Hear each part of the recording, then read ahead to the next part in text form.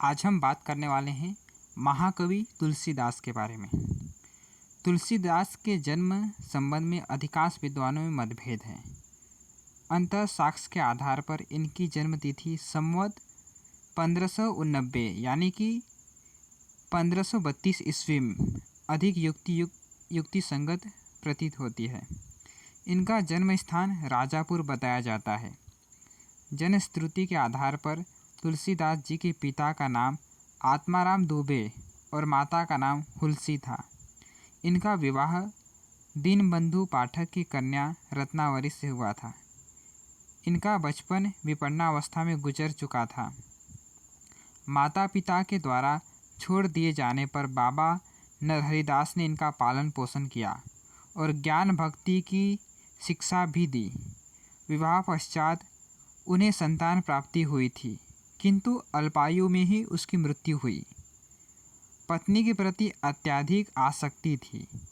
एक बार पत्नी द्वारा भर्त्सना लाज न आई आपको दौरे आयहु साध मिली, तब वे दाम्पत्य जीवन से विमुख होकर प्रभु प्रेम की ओर उन्मुक्त हुए।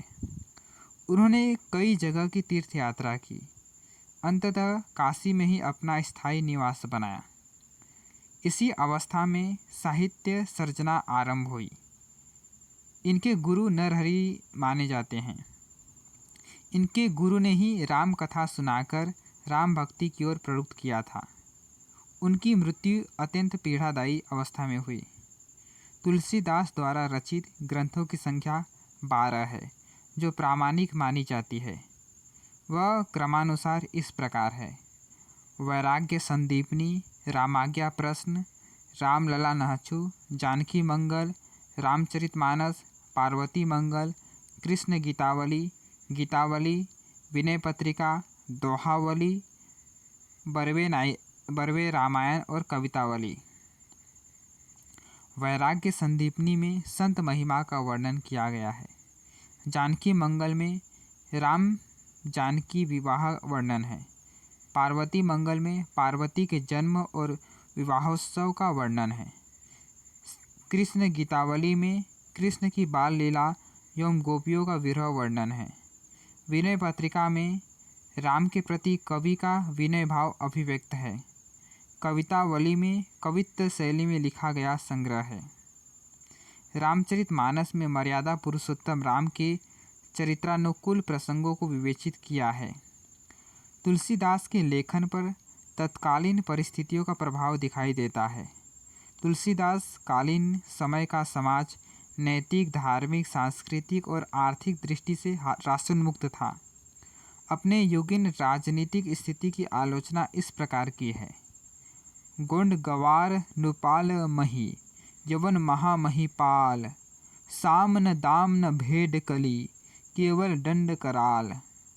शासक अधिकारी के लिए लिखा है: जासु राज प्रिय प्रजा दुखारी, सो नुप औसी नरक अधिकारी।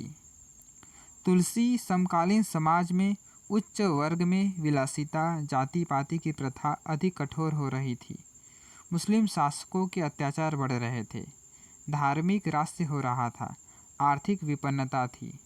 तुलसीदास ने स्वयं कहा है: खेती न किसान को, भिखारी को न भीख बली, बनिक को न बनिज, न चाकर को चाकरी।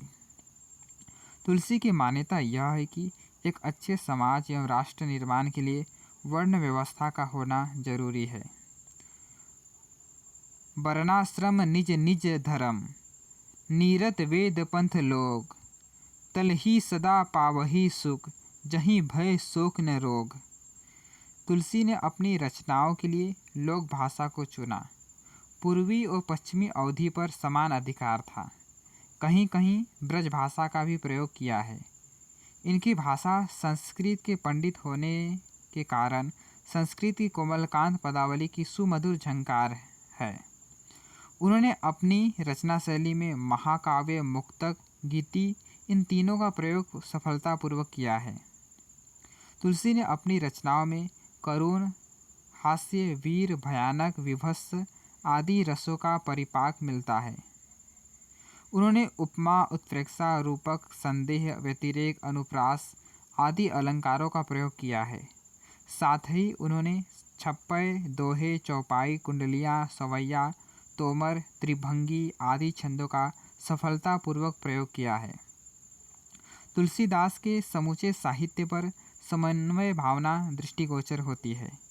इस ओर संकेत करते हुए डॉक्टर हजारी प्रसाद द्विवेदी लिखते हैं, उनका सारा काव्य समन्वय की विराट चेष्टा है। लोक और शास्त्र का समन्वय, गृहस्थ और वैराग्य का समन्वय, भक्ति और ज्ञान का समन्वय, भाषा और संस्कृत का समन्वय, निर्गुण और सगुण का समन्वय, कथा और तत्व ज्ञान का समन्वय, ब्राह्मण्य और चांडाल का समन्वय, पंडित और पांडित्य, रामचरितमानस शुरू से आखिर तक समन्वय का काव्य है। अतः तुलसी जन चेतनावादी नायक थे।